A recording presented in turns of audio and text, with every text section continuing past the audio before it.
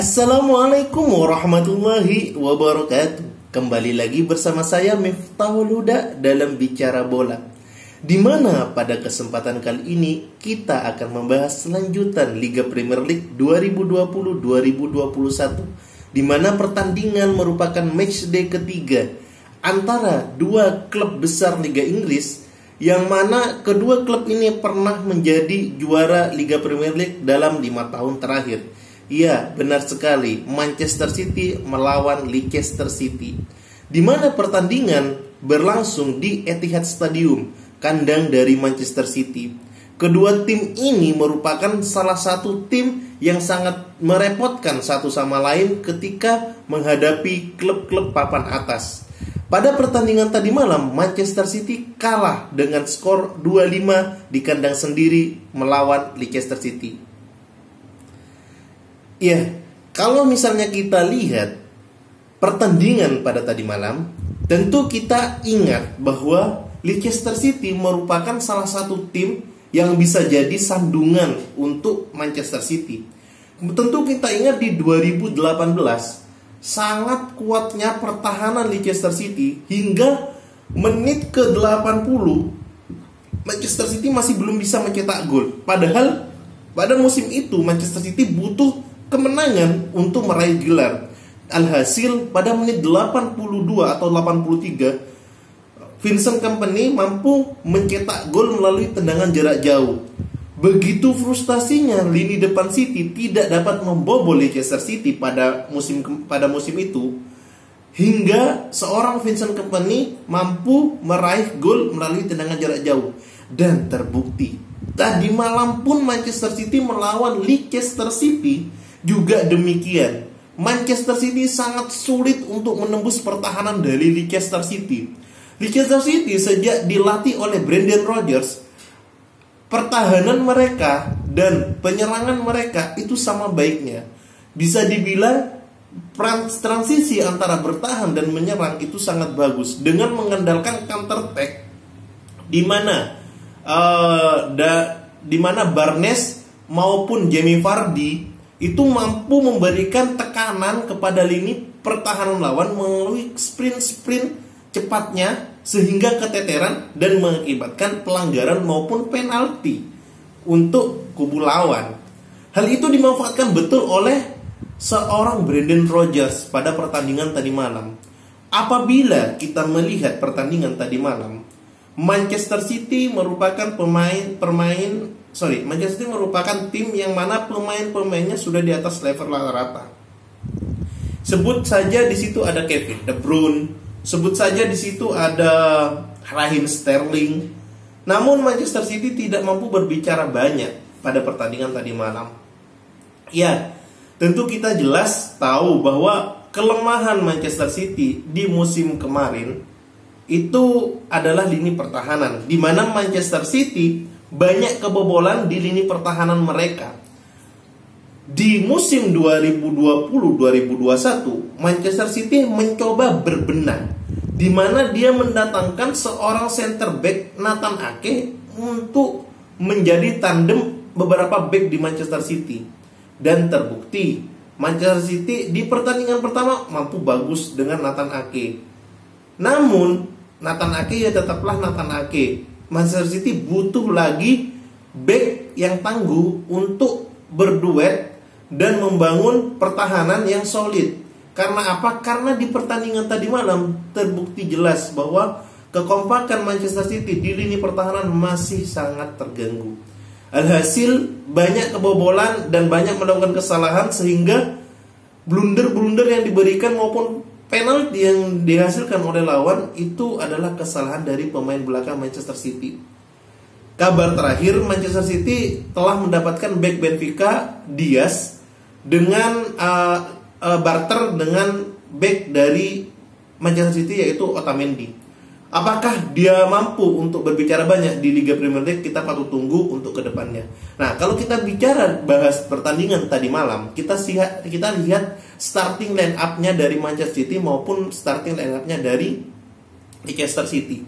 Kalau kita lihat starting line up-nya dari Manchester City, udah jelas bahwa pemain ini merupakan Strategi ini merupakan strategi yang pernah diterapkan di pertandingan awal saat melawan Wolves, yaitu 4-2-3-1, di mana menerapkan dua gelandang bertahan yaitu Rodri dan Fernandinho dengan attacking midfieldernya Kevin De Bruyne.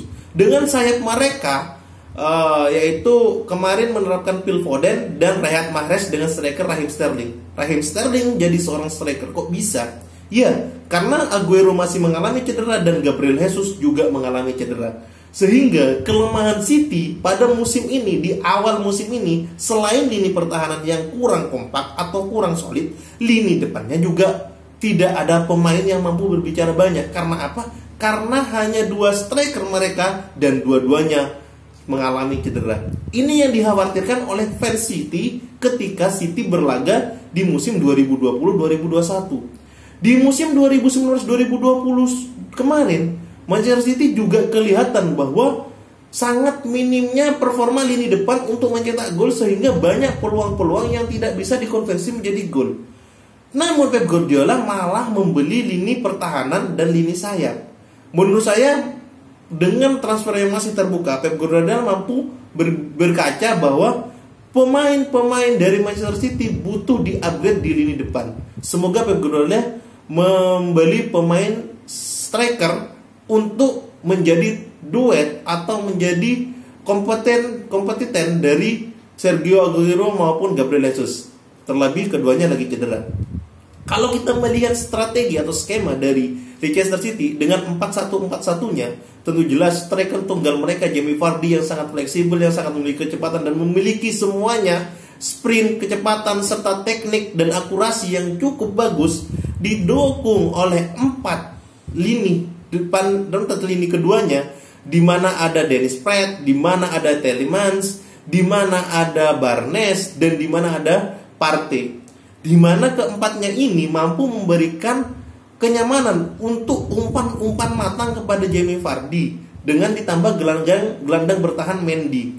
Nah, keempat gelandang serang ini mampu memberikan umpan-umpan yang ciamik kepada Vardy. Terbukti di babak pertama dia mampu memberikan umpan kepada Vardy dan Vardy mampu untuk mengelabui pertahanan lawan sehingga dia dijatuhkan dan terjadilah penalti. Gol 1-1, di mana sebelumnya di gol Manchester City dicetak oleh Riyad Mahrez melalui umpan pojok. Nah, di babak kedua bisa diprediksi bahwa permainan akan semakin seru ketika kedua tim ini mampu memberikan tekanan satu sama lain, dan terbukti walaupun Manchester City otomatis mengendalikan permainan, tapi Manchester City pertahanannya sangat kuat. Mereka membangun kesatuan tembok dengan memanfaatkan lini-lini yang mampu ditutup satu sama lain oleh beberapa pemain. Ketika mereka mendapatkan bola, mereka langsung melakukan counter attack, dan terbukti terjadilah 2 gol yang sangat cepat, di mana 2 gol dicetak oleh Vardy itu sendiri, di mana gol yang diumpan dari lini sayap, umpan dari Cansine, terus penalti dari Vardy. Kedua gol ini prosesnya itu sama, melalui counter attack. Ini menjadikan catatan bahwa Manchester City masih mengalami kecerobohan atau mengalami kelemahan di lini pertahanan. Makanya dari itu Pep Guardiola harus benar-benar memanfaatkan pembelian untuk lini pertahanan dan satu lagi untuk striker mereka. Karena apa? Ketika mereka menyerang, menguasai pertandingan, tidak ada kreasi yang mana mampu menghasilkan peluang mencetak gol. Praktis hanya menguasai pertandingan tanpa adanya akselerasi dari lini tengah sebagai pengganti David Silva maupun striker mereka yang tidak mampu berbicara banyak. Dengan skor akhir 2-5 dengan kemenangan Leicester City, tentunya Pep Guardiola bisa berkaca dan bisa memanfaatkan bahwa sisa transfer ini digunakan untuk membeli pemain yang cocok, yang mana mereka butuhkan, terlebih lagi untuk lini pertahanan dan lini serang mereka atau striker mereka. Kita patut tunggu apakah Manchester City mampu berbicara banyak ke depannya atau malah bapuk seperti musim kemarin. Dan apakah Leicester City mampu berbicara banyak menghadapi tim-tim lain di Premier League 2020-2021? Kita patut tunggu.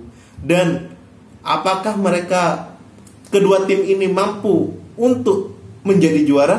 Kita patut tunggu, karena transfer masih panjang dan liga masih panjang.